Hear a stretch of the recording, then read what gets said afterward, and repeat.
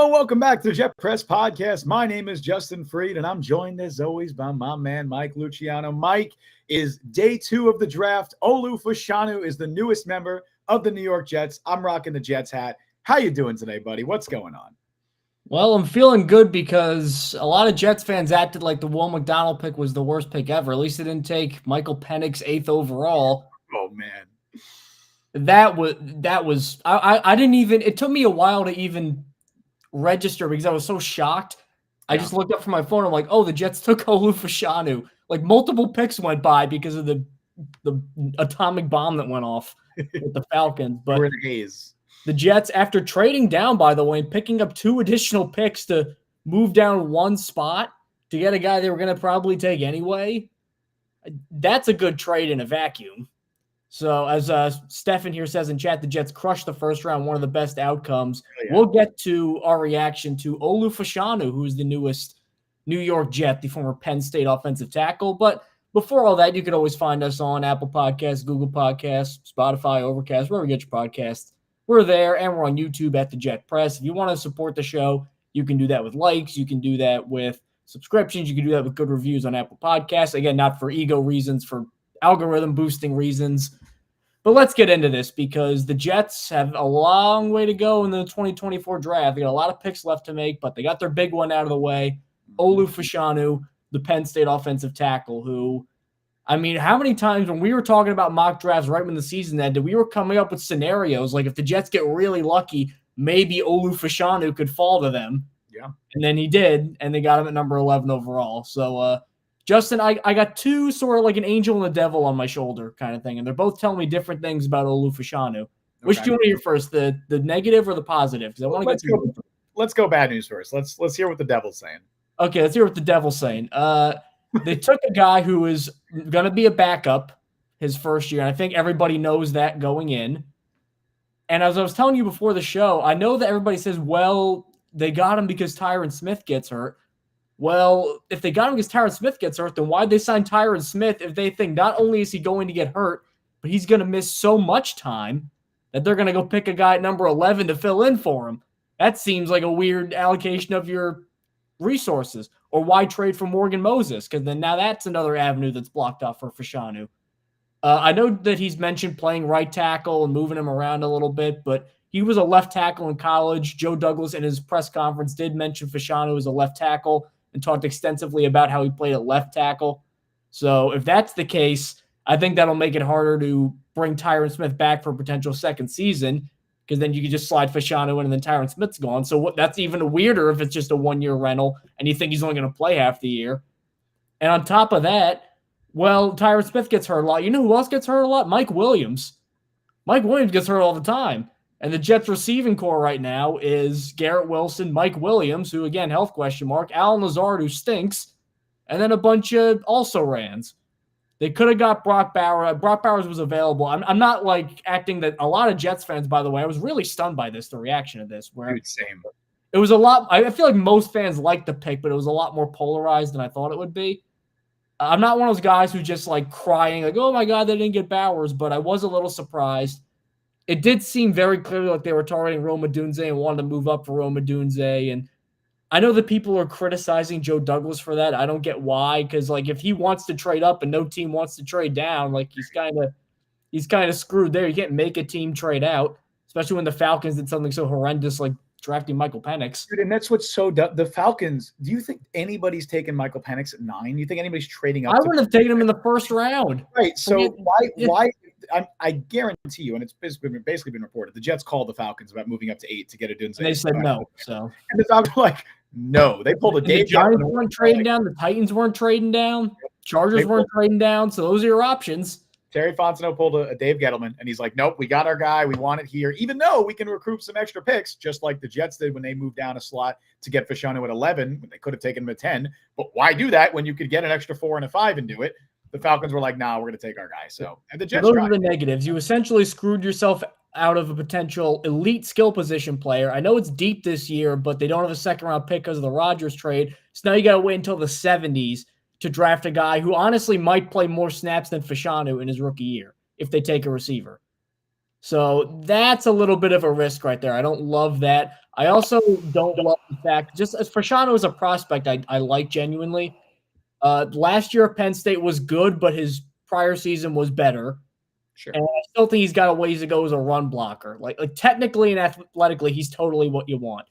And he's one of those guys where he's physically strong. I mean, you've seen that video of him lifting 700 pounds, but he doesn't always play like it as just a road grading run blocker. And if the Jets are going to run the ball out with Breece Hall and this hackety Shanahan system, you're going to have to do that eventually.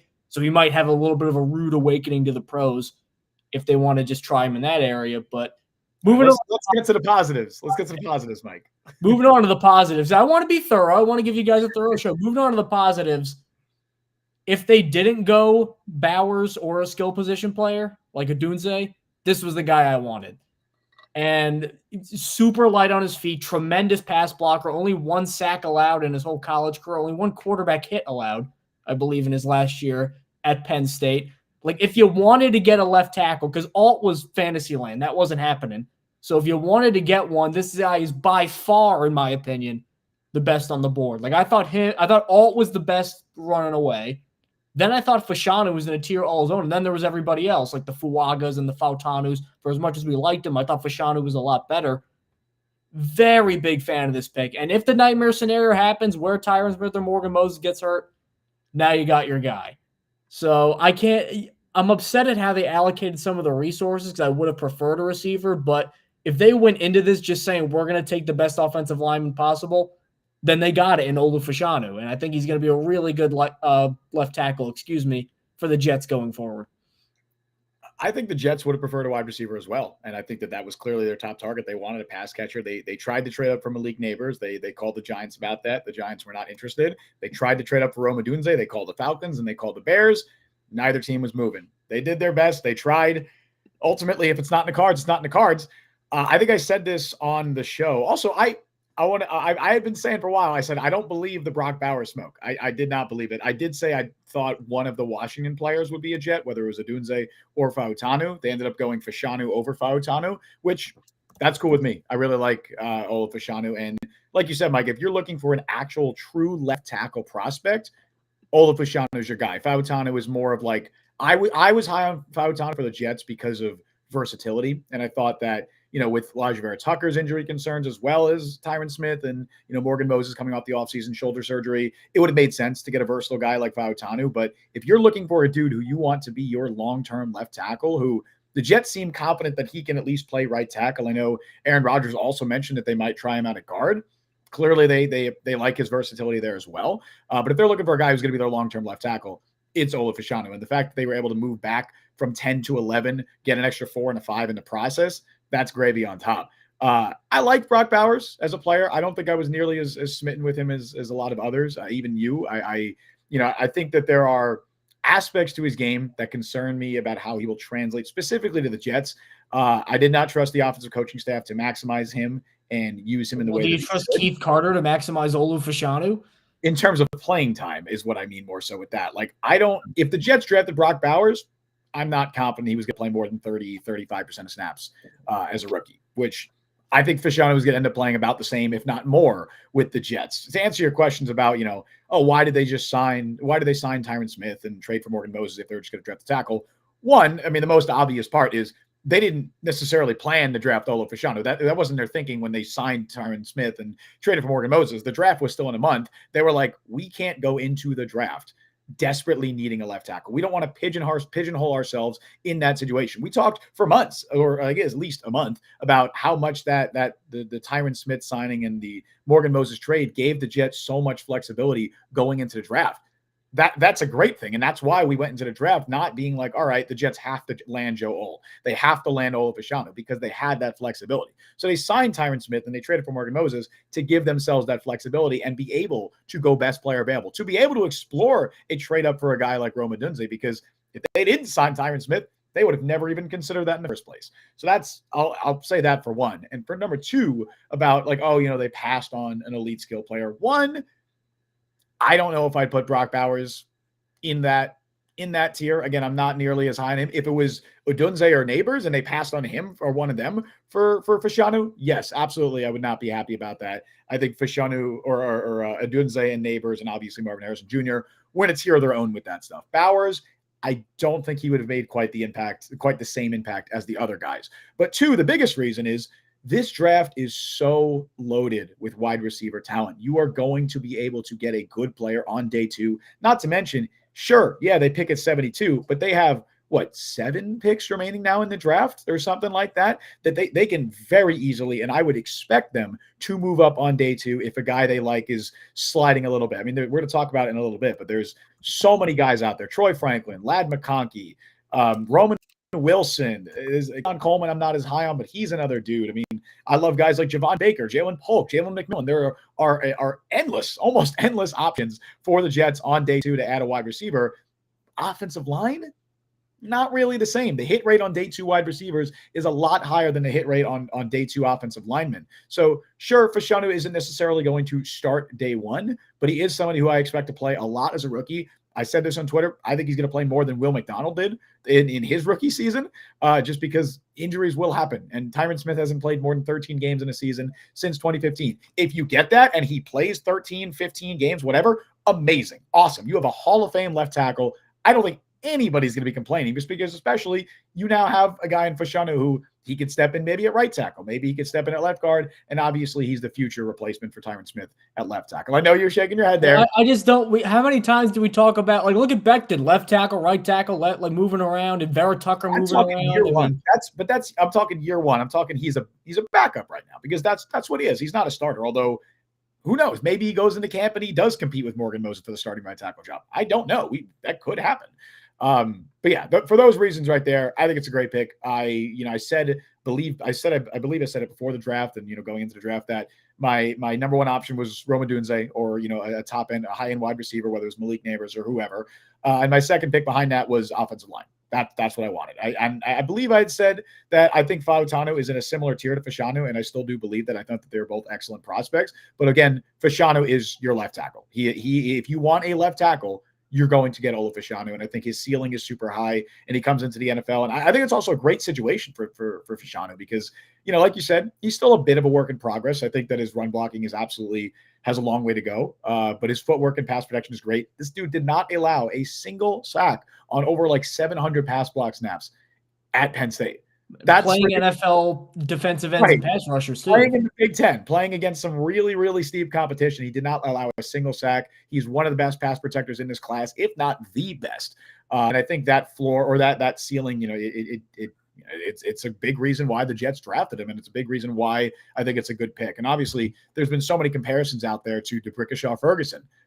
I see it. It makes sense to me. They're virtually the same height. They had very similar athletic testing, basically the same weight as well. And also, a knock on Ferguson coming out of Virginia was that he also wasn't a particularly strong run blocker, but he had the athleticism, he had the athletic profile, and the technical refinement as a pass protector, which is why he went top 5. I think it's a very similar situation with Fashanu. I love the pick.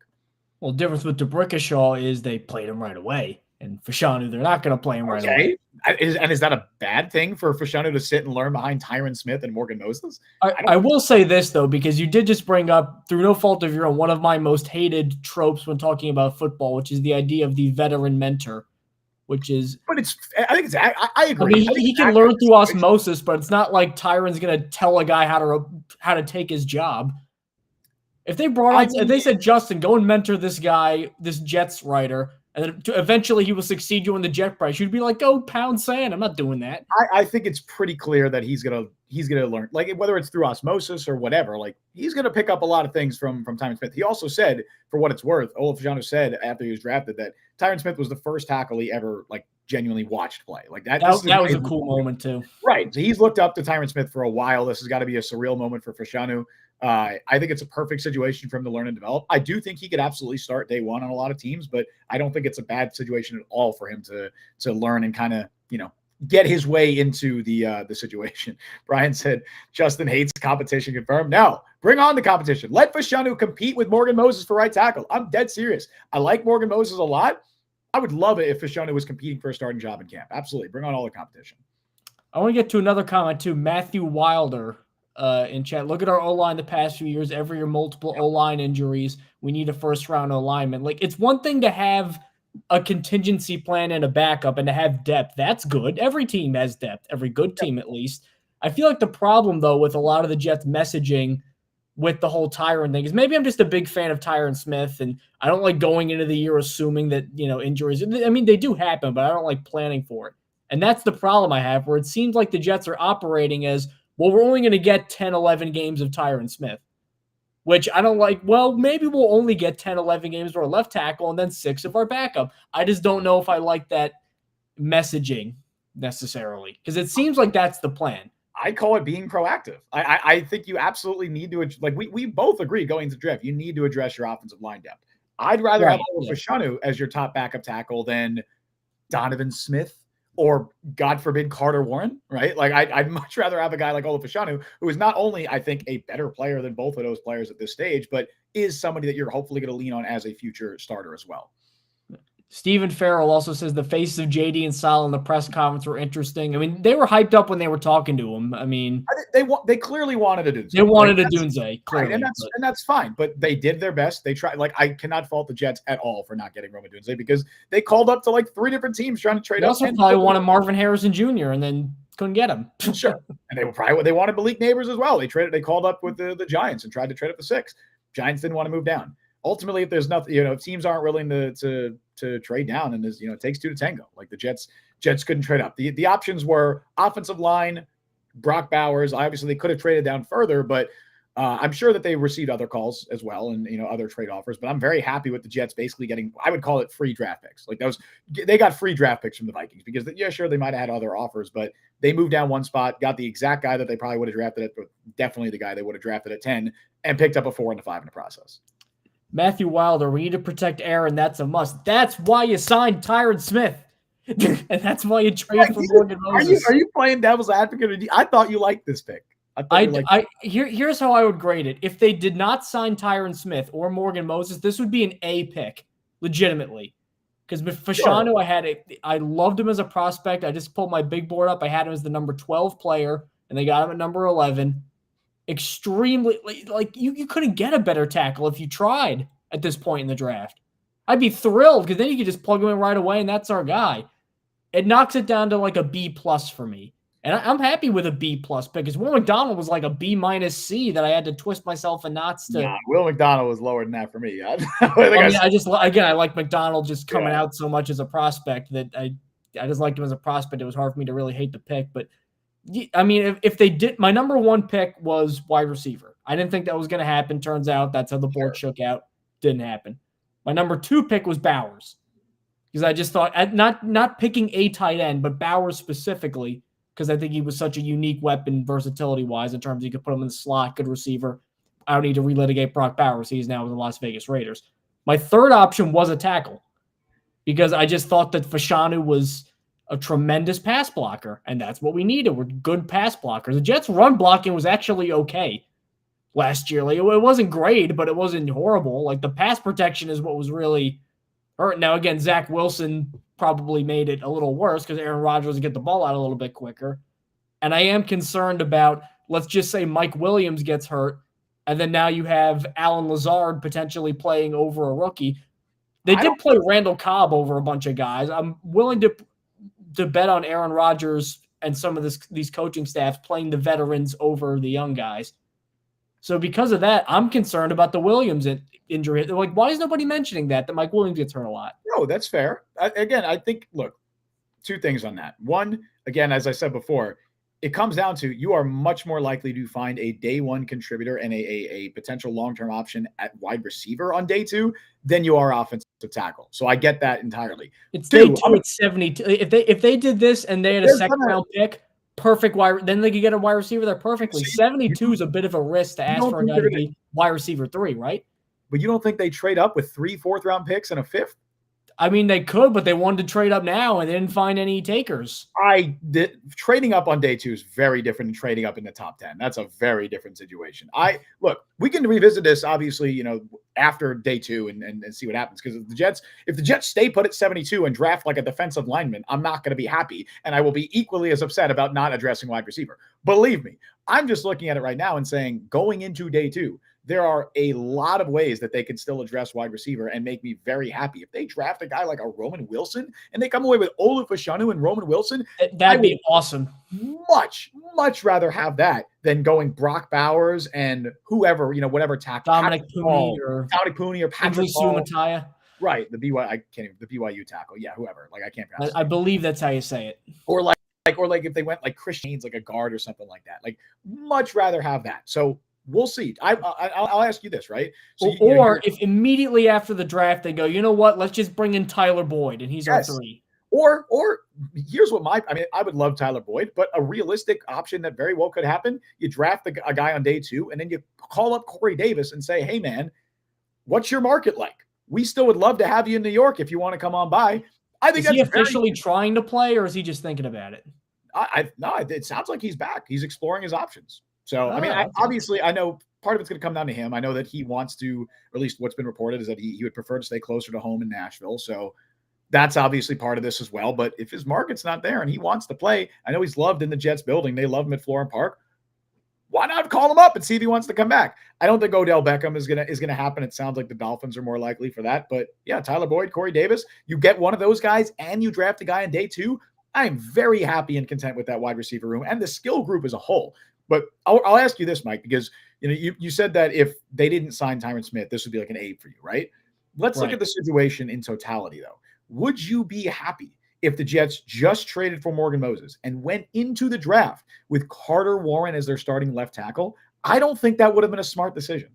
Well, if they ended up with Fashanu anyway, then they would have had their left tackle in Fashanu. But how do you can't guarantee. They can't guarantee they're going to end up with Fashanu. They approach the draft very differently. If they know that they need to get a left tackle, they're probably trying to trade up for a left tackle at that point. There's definitely no smoke screen about getting Brock Bowers. The Rams were trying to trade up ahead of the Jets to get Brock Bowers. They don't try to do that if the Jets don't have a left tackle, because everybody in the world knows that they would need a left tackle.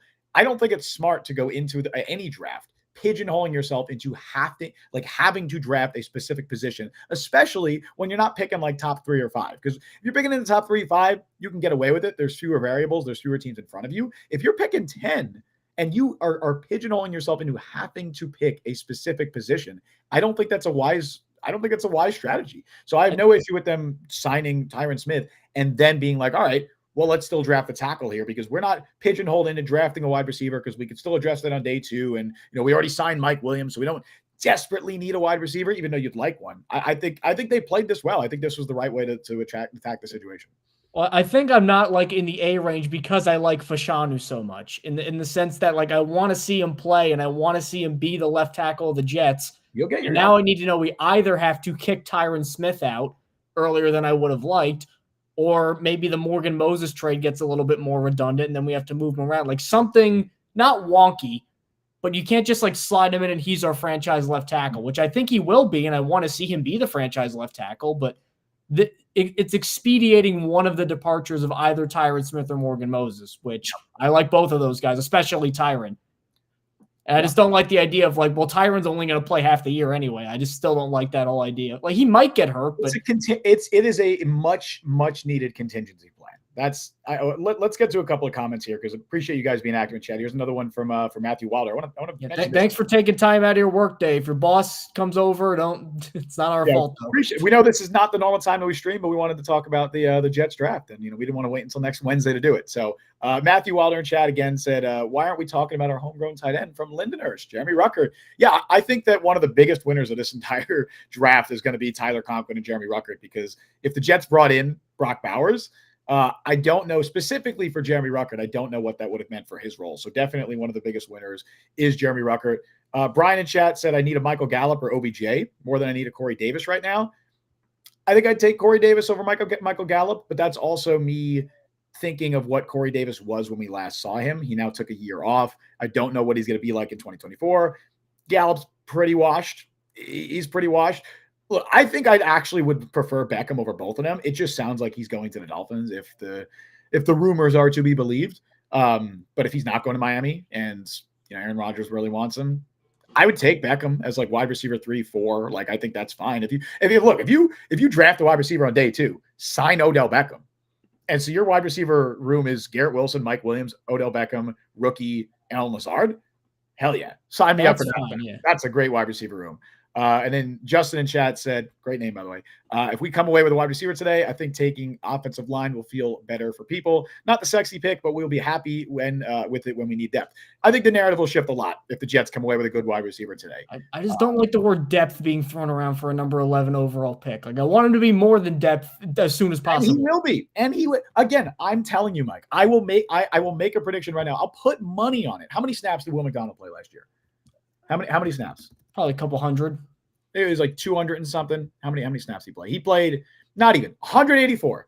184. Okay. And a regular offensive game is what? That's like 3 offensive games in terms of snaps? Yeah. Olu Fashanu is going to play double or triple that. Like, I'm dead serious. And that's not obviously the barometer. The bar should not be playing 19% of snaps like Will McDonald did. But I think he's going to play about as much as Brock Bowers would have anyway. I really do believe that because injuries are going to happen. It's not an if in my mind. Like, Tyron Smith is not going to play 17 games. If he does, unbelievable, incredible. That is a stroke of luck. You should be counting your lucky stars.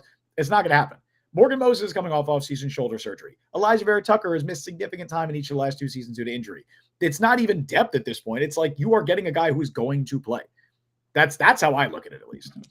Jets fans, can you help me at least answer one question? Because we may have mentioned before, we thought we were in the minority saying that we think they should take Odunze or Bowers. We thought that we were kind of going off the trail here. I didn't say Bowers. And the Jets should prioritize that over offensive line. All we heard, Justin, for what, years?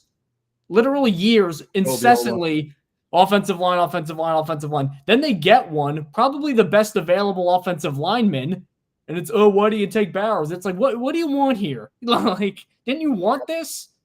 Some more comments here. This is from Jermaine on YouTube. He said, it's a good pick. Could trade down and get a wide receiver, or could have traded down and get a wide receiver. Wide receiver is deep in this class. Should be able to get one, hopefully, when we pick. O-line take time to develop. Learning behind Smith's a great move. Yep, I agree with all that. And I think they could absolutely trade up on day 2. I think they will trade up on day 2 because how many? They have 7 picks remaining, right? 4, 7. 7 picks remaining. Do you think they make all 7 of those picks? Because I definitely don't. There are not 8 spots on this roster for rookies. They're not making all 8 of those picks. They are going to package some picks and move up. I would say likely on day 2. We got another comment though here where Dave Davis III. I mean, I'll get that comment off the screen just because it's a little big graphically, but have him play left guard, and then you go Smith, Fashanu, Tippmann, Tucker, Moses. Again, I'd want to keep him at one spot, and he was such a good left tackle. I don't want to make him learn a new position on top of transitioning to the end, which is hard enough going from college tackle to pro tackle. I don't think that's the best. You signed John Simpson to be a road grading run blocker. That's what he is. Just let him be what he is, and let Olu Fashanu be what he is, which is a really good, light-footed pass protector. Yeah. We got David in chat said it's a losing Jets mentality saying we'll see injuries. No, it's a realistic mentality. It's the Jets have been among not everybody's going to play 17 games, but I guess what David is saying here is like assuming the worst will go. Like, obviously, I know the Rodgers thing just screwed up our minds, but you can't just go in being like, well, everybody's going to get hurt again, obviously. No, I don't think everybody's going to get hurt, but I do think, look, I don't want to wish injuries on anybody, but I do think multiple members of the Jets offensive line will likely get injured in 2024. That's just, it almost feels inevitable. They have a ton of injury concerns on that O-line, and I think it's not a loser's mentality. It's a realistic mentality. Would you have preferred Max Mitchell? Carter Warren? Is that what you? That's not who I want to see playing left tackle. All right, what about this though? What if they just sign like a veteran swing? I know Bakhtiari was there, not even him, but just a veteran backup who's been around, swing tackle, and then you go receiver here. I would rather. Well, but again, if Odunze was there, that's different. Receiver Bowers, a pass catcher. I would rather have Olu Fashanu and a wide receiver on day 2 than Brock Bowers and Donovan Smith in free agency, and then whoever else you draft on day 2. I would rather have that. Okay. And I think that's a pretty fair take. That's reasonable. Yeah. People are throwing around the Ayuk and Higgins trade. Not happening. I don't think T. Higgins is getting traded. It does not sound like Ayuk is getting traded at this point. Debo sounds like the more likely Niners. The way teams operate is fascinating to me. Like, is Deebo Samuel getting traded? Why is that even a thing that is in the public consciousness? Like, how do you even create that scenario? If Contract situation. I mean, they just drafted Ricky Pearsall. I think Ayuk would have been more likely if he went on day one because I think they wanted a first round pick. I'll just show some of these Ayuk Higgins trades, but I think they wanted a first round pick for Ayuk. But now that day one's gone, they're not going to get that. Debo makes more sense. I don't think Higgins gets traded. The Bengals have shown take a lesser offer for the better player. Like it really, I don't get this. I don't know. I don't think Debo's going to the Jets. By the way, I don't think the Jets would make no happen. Right? In theory, they probably have the draft capital to make it work. I don't think Debo would go for a ton. I mean, they don't have a second, but they can package a future pick and some of their mid-round picks. And then next year's second was that the one they traded for Reddick? Was next year's second? No, 2026 or 2026. Oh. Yeah, 2026. So we don't have to worry. They still have their second next year. So they could always, maybe trade a future 3 and a 4. I don't know. Be like the Rams in that, the Rams didn't have a first round pick for 8 years. The Jets won't have a second round pick for 8 years. Have you seen the Jets' second round draft history? That's not the worst. I don't think there's ever been a good one. Has there been? Well, I mean, Breece Hall, knock on wood. Outside of Breece. David Harris was a second round pick. That was 15 years ago? Oh I'm just throwing it out there. I mean, Joe Tittman, we'll see. Yeah, I mean, Matthews in chat said, "How would you pay Debo?" I don't think it happens because I don't want to that's wishful thinking. But am I going to sit here and say that if the Jets were to trade for Deebo Samuel, that I would have any reservations with that? Absolutely not. Imagine that. Imagine all the people that are like, "Oh, they should have took Bowers," and then they do that. Yeah, that'll shut me up. Because nobody expect look. I can sit here and be like, it's not going to happen because it's probably not going to. But I also didn't think they'd trade for Hassan Reddick, and here we are. So you never know. All right, let's quickly talk some day 2 targets, Mike, because I know we didn't expect to go super long here, but we didn't really get to talk about day 2 targets yet. So we're obviously we threw out a few names at wide receiver. I think there's a very good chance the Jets trade up from 72. So I'm looking at day 2 or at second round pick guys as well. But if you had your way, Mike, even if it's second round, third round, whatever, who are some of the top guys that you want the Jets to target tonight? Well, I'm looking at my mock draft, and I was surprised this year because I was telling Just too, outside of the horrible, the Penix thing, there wasn't really any crazy, shocking things outside of that. And there wasn't no Will Levis who fell out of the first round. There was no top 10 guy who fell to 20, like Jermaine Johnson the year the Jets got him. Like, that didn't really happen. I looked at my first round mock draft, and of the 32 players I had going in the first round, 26 of them were picked in the first round.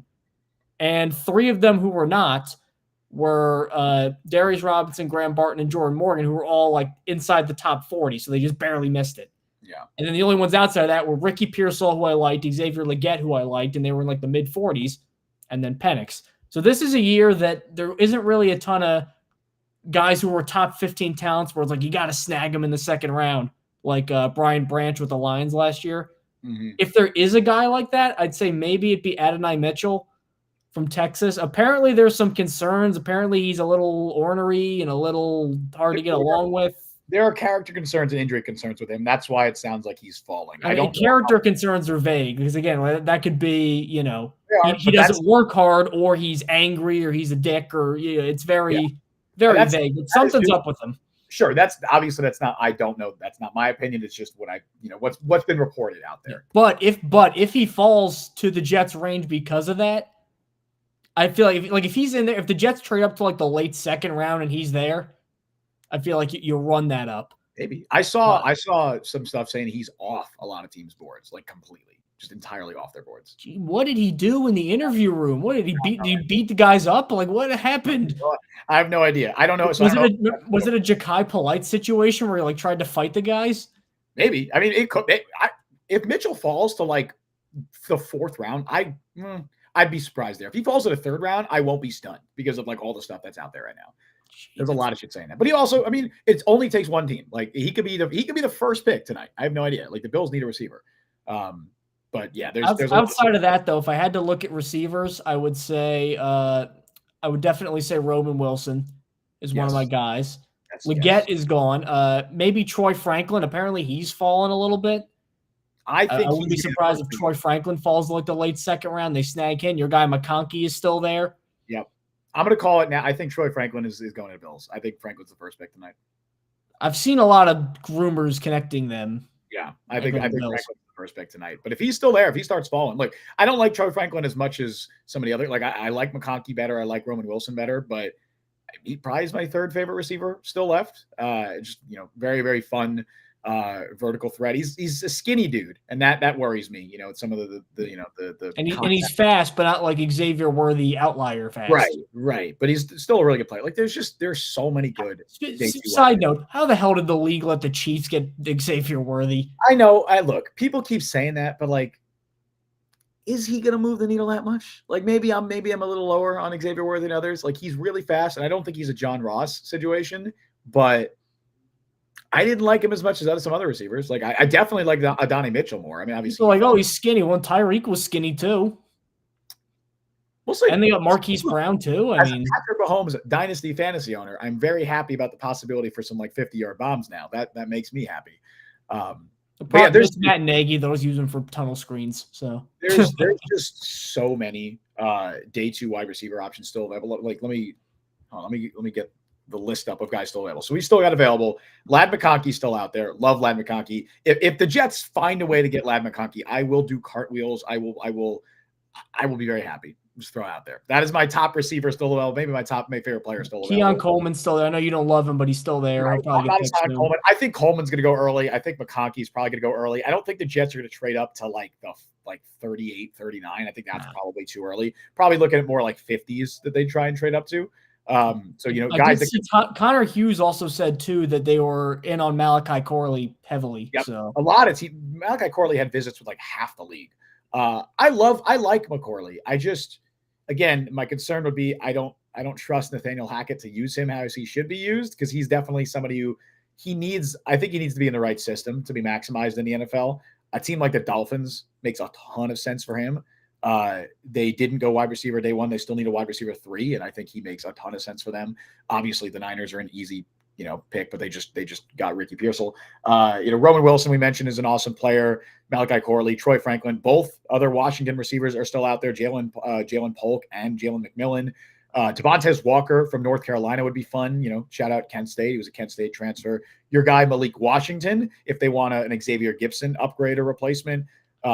Brendan Rice, who they brought in for a top 30 visit, of course, the son of Jerry Rice. Javon Baker, that's one of my guys. I love Javon Baker. I think Baker, they probably don't have to trade up for very high if they want to get him. I don't think he goes early day 2. There's a chance he's even still there at 72 if they stay put. I don't know if they're going to risk it. It's really, if they trade up, and depending on how far they trade up, is going to depend on how differently they have some of these wide receivers ranked on their board. Because there's so many guys on day 2, it's going to solely depend on if they have somebody like ranked significantly higher than the others, and that guy starts to fall, then they'll trade up. But I can see a scenario where they stay put at 72 because they have so many receivers ranked similarly, and they know one of them is going to fall to them. But dude, there's so many options. There are so many options. Really quick before we sign off, some bad news. Not only are the Niners looking to trade Ayuk and Deebo Samuel, but the 2 top teams looking at them are the Bills and the Patriots. I saw. Well, Giants actually now they got neighbors, so that makes sense. The Bills and the Patriots. So I don't want them in the AFC East, but that does make sense. Yep, I'm not surprised by that. That would suck. The Bills obviously still need a wide receiver. I imagine they're going to take one with the first pick in the second round. I can't believe Washington. I will see you in hell, Dan Quinn, for letting Drake May fall to the Patriots. Yeah, I will see you in hell. When has a quarterback ever fell to the Jets? Joe Namath? I don't know. He was like a first overall pick, I think. Wasn't he? Oh, was he the first overall pick? He was either first in the NFL or the AFL. He was one. I thought he was third overall. I think he was first in the AFL, and they offered him more money than the NFL. God, we should know that. Yeah, he was 12th overall in the NFL draft, but obviously he signed with the Jets first overall in the AFL draft. So Joe Namath fell to them in the first overall. Fell to them at 1. Real quick, if it's not a wide receiver, Mike, if the Jets don't go wide receiver, right? People will be upset, but if they don't go wide receiver, who would you be okay with them taking? I would look at a defensive back, a safety, not a defensive back, a safety specifically. Okay. Jaden Hicks, I mentioned in my. I would love Jaden Hicks. I wouldn't be upset about Hicks at 72 if there were like no other wide receivers I'd prefer over him. Jets Twitter would lose their minds. people would be really upset. But Hicks is a good player. I wouldn't be upset too if they didn't like Bowers, but they want to do more 2 tight end stuff, and then like Jatavian Sanders goes on a crazy fall. Yeah, I don't know. Wouldn't hate it because he's basically a receiver. He is. He's got like Gerald Everett to his game. A little bit more. It's almost more like an H-back kind of. Like a Chigakonkwo, my guy Chigakonkwo. Yeah, but like on steroids. Sure. So. All right. Hey, don't be dissing my boy Chig like that. Don't do that. I'll talk about Chigakonkwo how I damn well please. I have a Chigakonkwo jersey in my closet right there. Why are you buying these things? Actual statement. He helped me win my fantasy league. All right, man. Support the show because Justin now is bankrupt because of Tennessee Titans tight end jerseys. Dude, I won my dynasty league this year. This is the first year we did our dynasty league. I won like 300 something bucks, and I dropped like 140 of it, or 130 on it. Why? Think about all the possibilities that you blew on that. Because he helped me win my league. You don't understand. I needed to pay him back. I'm sure he knows and appreciates it. He does, man. Dude, I traded for Darren Waller midseason to replace Chigakonkwo. Darren Waller played like 3 games for me, got benched for the finals for me, and is probably going to retire now. Chigakonkwo's my guy. Love me some Chig. Don't be dissing Chig like that.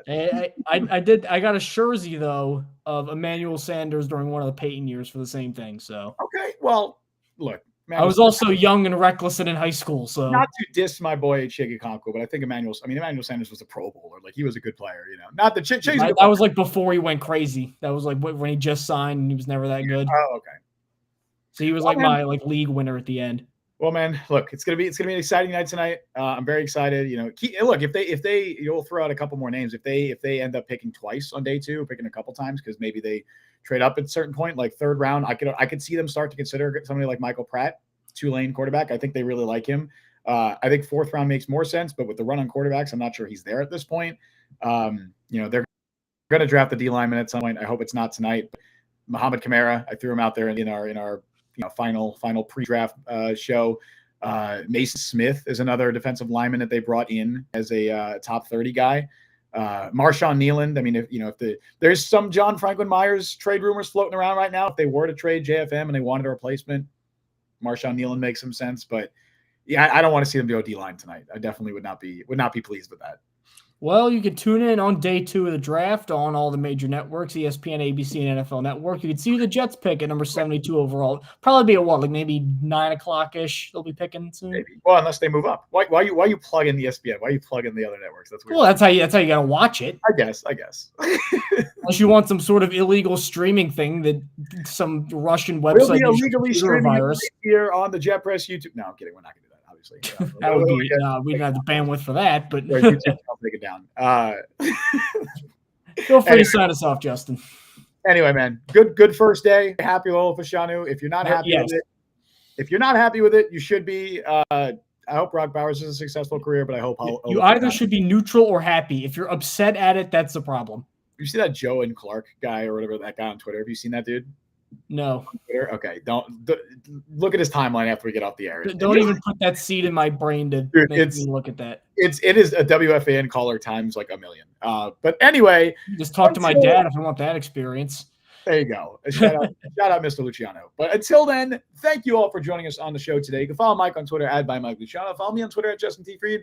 Follow the Jet Press at the Jet Press. Download Jet Press Podcast wherever you get your podcast. Check us out on YouTube and TikTok. Subscribe, hit that notification bell. You guys know what to do. We stream live every Wednesday at 3 p.m. Eastern time, or, every once in a while, occasional streams like this. Thank you all for listening to the Jet Press Podcast. I have been Justin Freed. That has been Mike Luciano. We'll see you guys next time. Let's enjoy the draft. We got a couple rounds to go.